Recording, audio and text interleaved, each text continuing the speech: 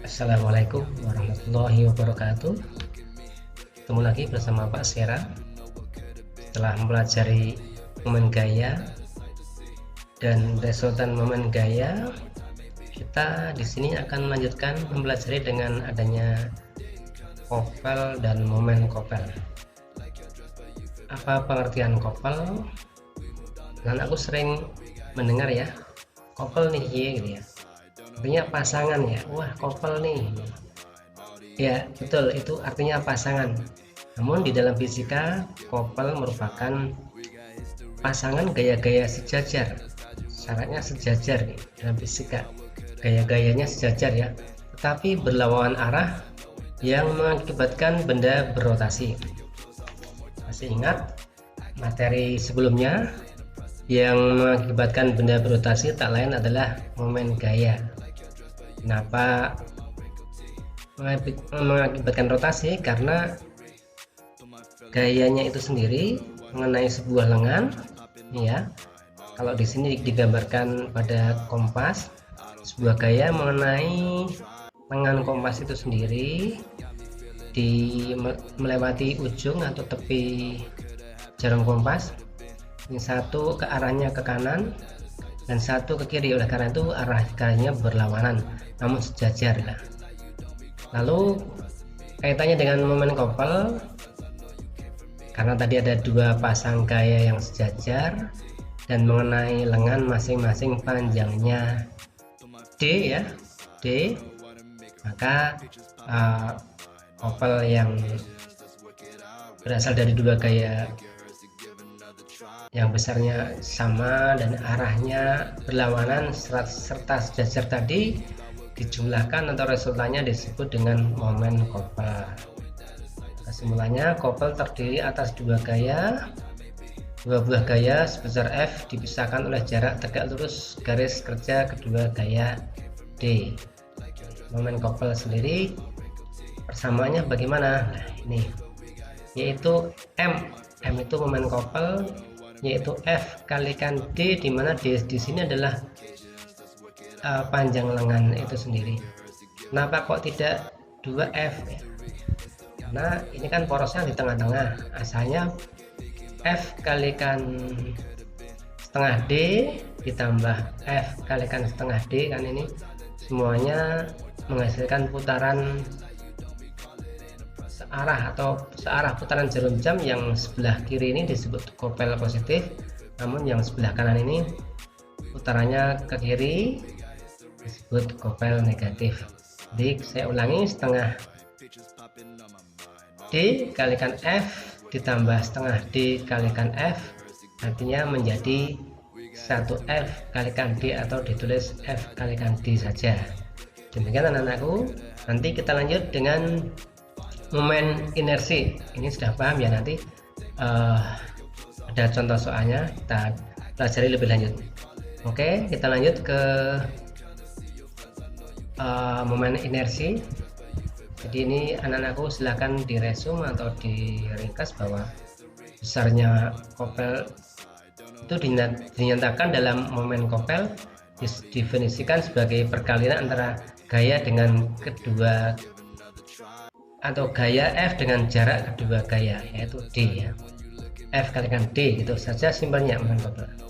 Lanjut momen inersia. Apa itu momen inersia? Yaitu sebuah partikel bermassa M yang melakukan gerak rotasi atau gerak orbital pada jari-jari lintasan R.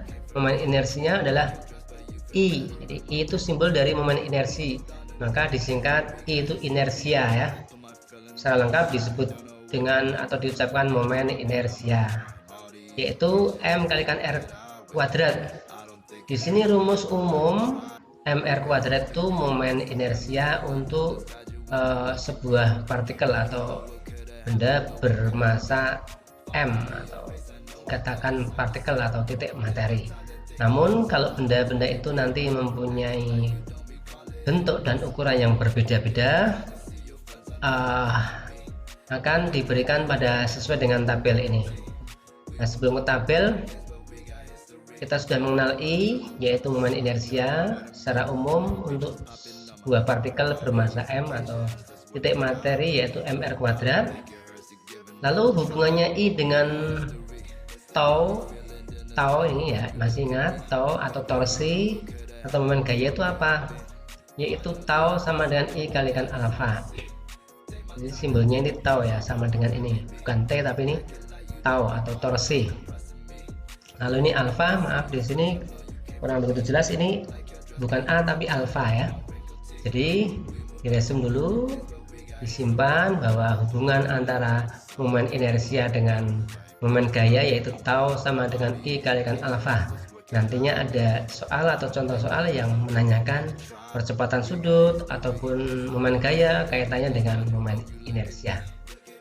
Kita lanjut ke dalam tabel momen inersia benda tegar. Benda tegar yaitu benda yang tidak mengalami perubahan bentuk atau volume akibat bekerjanya gaya pada benda tersebut. Secara mudahnya kita ambil contoh misalnya balok kayu atau besi, silinder gitu ya. Itu kan bentuk atau volume tetap walaupun dikenai sebuah gaya. Namun kalau misalnya kita memiliki air di dalam plastik lalu kita beri gaya dan plastik tersebut pecah, maka airnya mengalir, maka bentuknya juga akan berubah, sehingga benda-benda yang mengalami perubahan bentuk seperti zat air, zat cair, kemudian apa itu gel, yang baik itu cair banget maupun agak kental, itu tidak dikategorikan sebagai benda tegar. Baik, mari kita amati satu persatu. Yang pertama batang homogen ya, batang atau tongkat gitu ya. Batang homogen itu, pandanglah sebuah batang panjangnya L. Nah ini apabila diputar melalui titik tengah itu bisa disebut juga pusat. Ini sumbunya itu melalui pusat, maka momen inersinya I sama dengan 1/12 ml kuadrat. Oke, di save, disimpan. 1/12 ml kuadrat itu kalau sumbu putarnya melalui pusat batang. Bagaimana kalau melalui ujung? Yaitu I sama dengan 1/3 ml kuadrat. L ini panjang batang ya. Ini sumbu putarnya diputar melalui ujung. Nah, sebenarnya ini ada rumus umum kalau diputar melalui jarak jauh X dari pusat. Itu nanti saya berikan rumus tersendiri ya melalui catatan. Yang penting ini disimpan, dicatat dulu bahwa I melalui ujung dan I melalui pusat sudah kita ketahui. Lebih besar yang mana antara diputar melalui sumbunya melalui pusat dan ujung? Nah, kita lihat ini pembaginya atau penyebut ya, yang di bawah itu. Kalau atas pembilang, ini 12 kan yang pembaginya itu lebih besar, maka hasilnya kecil. Ini 3 kan lebih kecil daripada 12. Kalau pembaginya lebih kecil, maka hasilnya akan lebih besar. Jadi kesimpulannya, momen inersia batang yang diputar melalui ujung batang lebih besar daripada momen inersia yang diputar melalui pusat batang. Kita lanjut. Cincin tipis. Cincin tipis ini pandanglah sebuah silinder yang tipis, dalamnya itu berongga ya. Ibaratnya kita bayangkan cincin itu sendiri, maka I sama dengan mr kuadrat. Ini sama dengan momen inersia titik materi ya, atau partikel. Kemudian melalui salah satu diameter, sumbunya itu diputar melalui ini. Jadi tegak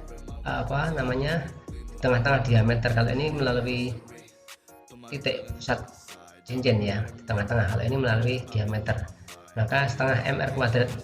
Sebagaimana dengan ini sama dengan silinder pejal ya. Silinder pejal itu apa? Silinder pejal itu ibaratnya pipa, tapi di dalamnya itu berisi ya, bukan berongga. Artinya kayak batang besi yang padat ya, dalamnya tidak berongga atau tidak bolong gitu ya. Nah, itu silinder pejal, yaitu I setengah mr kuadrat. Nantinya yang sering keluar dalam soal untuk latihan itu nanti silinder pejal, kemudian silinder berongga itu masuk dalam cincin tipis ini ya. Jadi yang silinder pejal itu sendiri setengah mr², kalau silinder berongga mr². Besar yang mana? Kalau ini hanya setengah, kemudian yang silinder berongga itu nggak ada setengahnya, artinya ini satu, berarti besar yang berongga. Kita lanjut, ini kita lewati dulu. Silinder berongga, namun ini ada R1 dan R2 nya yang tebal ya, bukan tipis ya, setengah M ini, maka ada R1 dan R2 nya masing-masing kuadrat. Nah, yang keluar keluar dalam sebuah latihan maupun ujian biasanya ini bola pejal, bola berongga. Nah, tadi kan kita sudah menangkap, saya ulangi, antara silinder pejal dengan silinder berongga lebih besar yang berongga, maka bola pun begitu juga. Bola pejal dengan berongga akan lebih besar yang bola berongga. Ini 2/3 mr², kalau bola pejal I nya 2/5 mr², jadi lebih besar yang membaginya yang kecil ya anak-anakku ya, seperti itu. Nantinya angka-angka di depan ini 2/5, 2/3 ini yang akan banyak kita gunakan pada rumus praktisnya sebagai momen variabel, atau nanti kita sebut sebagai tetapan atau konstanta momen inersi ya. Nanti kita singkat sebagai K atau N ya. Nah, demikian anak-anakku, ini momen inersia lah. Udah sampai di situ dulu. Nanti ini kita lanjut setelah momen inersia dan momen kopel. Kita akan menuju ke latihan-latihan yang berhubungan dengan momen inersi, hubungannya momen inersia dengan momen gaya, dan penggunaan tadi ini momen inersia pada bermacam-macam benda tegar. Oke, kita lanjut kepada contoh ataupun soal latihan.